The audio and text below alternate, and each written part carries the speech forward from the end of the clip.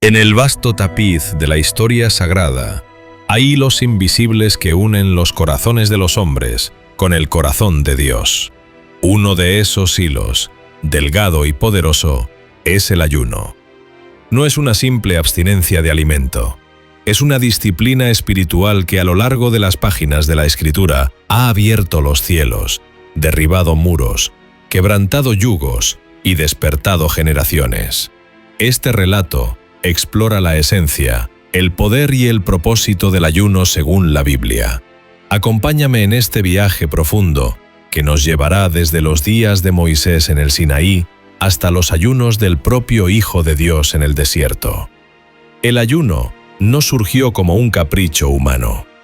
Desde los albores del trato de Dios con su pueblo, encontramos destellos de esta práctica. En Éxodo capítulo 34, cuando Moisés subió por segunda vez al monte Sinaí a recibir las tablas de la ley, la Escritura dice que estuvo allí 40 días y 40 noches, y no comió pan ni bebió agua. Era un encuentro con lo eterno, donde el sustento físico se volvió irrelevante ante la gloria que lo envolvía. Imagina a Moisés en la cima de aquel monte sagrado.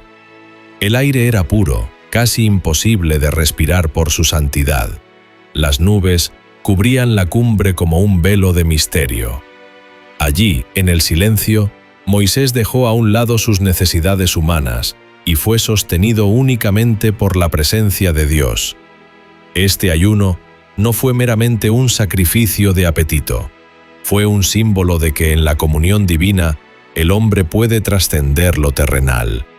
Este fue el patrón inicial, un acto de separación radical del mundo, de todo lo que distrae, para entrar en el ámbito de lo invisible. Si bien el ayuno puede nacer del deseo de buscar revelación, también emerge del corazón contrito que anhela perdón. Uno de los ejemplos más dramáticos ocurre en el libro de Jonás. La ciudad de Nínive, colosal en su pecado y orgullo, escuchó la voz del profeta que clamaba: «De aquí a 40 días Nínive será destruida». El rey de Nínive descendió de su trono, se despojó de su manto, cubrióse de cilicio y proclamó un ayuno. Nadie, ni hombre ni bestia, probaría alimento ni agua. El hambre se volvió oración, la sed, súplica. Y Dios, al mirar la humillación de aquel pueblo pagano, revocó el decreto de destrucción. Así vemos que el ayuno, cuando se mezcla con arrepentimiento genuino, tiene el poder de mover el corazón del Todopoderoso. El rey David, un hombre conforme al corazón de Dios, también conoció el ayuno como expresión de duelo y clamor. Después de su pecado con Betsabé, el profeta Natán le anunció que el hijo concebido en aquel adulterio moriría. David cayó rostro en tierra. Durante 7 días ayunó, se postró y rogó por la vida del niño. Sus siervos temían acercarse a él, pues su aflicción era tan profunda que parecía consumirse. En el Salmo 35:13, David confesó: «Yo me humillo con ayuno». Para él, el ayuno era una forma de romper su propio orgullo y reconocer la santidad de Dios. Aquí descubrimos un principio esencial. El ayuno no compra el favor divino, pero es una puerta de humildad por la que Dios se complace en entrar. Israel estableció ayunos nacionales en momentos críticos. En el día de la expiación, Yom Kippur, todo el pueblo debía afligirse. Levítico 16 ordena que ese día nadie trabajara ni comiera, pues era un día de reconciliación con el Altísimo. También en tiempos de amenaza, como cuando Josafat fue rodeado por ejércitos enemigos, 2 Crónicas 20, se convocó a Judá a ayunar. El pueblo entero, hombres, mujeres, niños, se reunió en oración y ayuno. Y en aquella atmósfera de dependencia absoluta, vino la palabra del Señor. No temáis, ni os amedrentéis por esta multitud tan grande, porque no es vuestra la guerra, sino de Dios. Una y otra vez, cuando Israel no tenía esperanza humana, el ayuno se convertía en un clamor colectivo que atraía la intervención divina. Ningún ejemplo es más sublime que el de Jesucristo. Antes de comenzar su ministerio público, el Hijo de Dios fue llevado por el Espíritu al desierto. Allí, durante 40 días y 40 noches, ayunó. Mateo capítulo 4 describe cómo Satanás lo tentó en su estado más débil físicamente. Le ofreció pan, prestigio y poder. Pero Jesús respondió con la palabra: no solo de pan vivirá el hombre, sino de toda palabra que sale de la boca de Dios. Su ayuno no era una demostración ascética, sino una declaración de dependencia absoluta del Padre. Fue la preparación para una obra que transformaría la historia de la humanidad. Cuando el Evangelio comenzó a expandirse, la Iglesia continuó esta disciplina. En Hechos 13, mientras los profetas y maestros de Antioquía ministraban al Señor y ayunaban, el Espíritu Santo dijo: «Apartadme a Bernabé y a Saulo para la obra a que los he llamado». Así nació la primera misión evangelizadora. Ayunar era más que una costumbre. Era el clima espiritual donde se escuchaba con claridad la voz de Dios.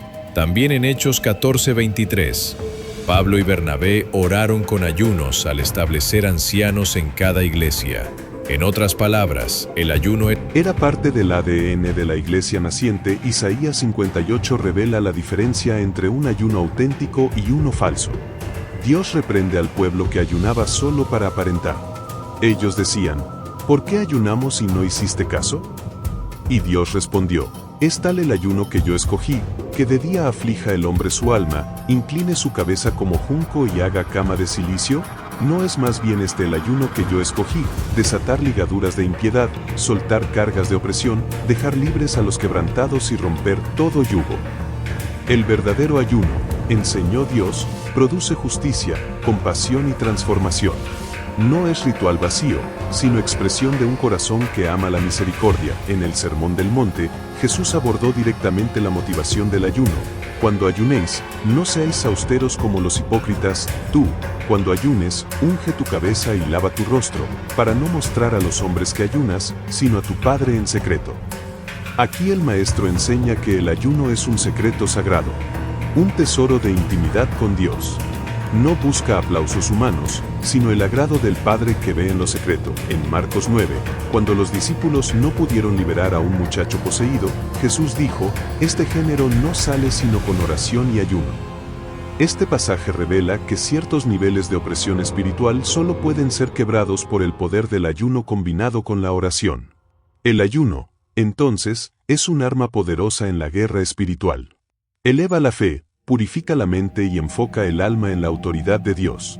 A lo largo de la historia de la Iglesia, hombres y mujeres de Dios se apartaron para ayunar en momentos decisivos. Martín Lutero, John Wesley, Charles Finney y muchos otros testificaron cómo el ayuno avivaba su espíritu y preparaba el terreno para el mover de Dios. El ayuno no es una obligación legalista, sino un privilegio. Un modo de recordar que nuestra carne no gobierna sobre nosotros, sino el Espíritu de Dios. Hoy, en un mundo saturado de distracciones, el ayuno sigue siendo un puente entre la tierra y el cielo. No es un acto para ganar puntos con Dios, sino una expresión de hambre santa. Tal vez tu corazón anhele más. Quizá clames por liberación, por un despertar espiritual, por un milagro. El ayuno puede ser el camino que te prepare para recibir lo que Dios ya ha determinado en su consejo eterno. El ayuno es un recordatorio solemne de que no solo de pan vivirá el hombre. Que tu espíritu, no tu carne, sea el que gobierne. Que tu hambre más profunda sea de Dios mismo.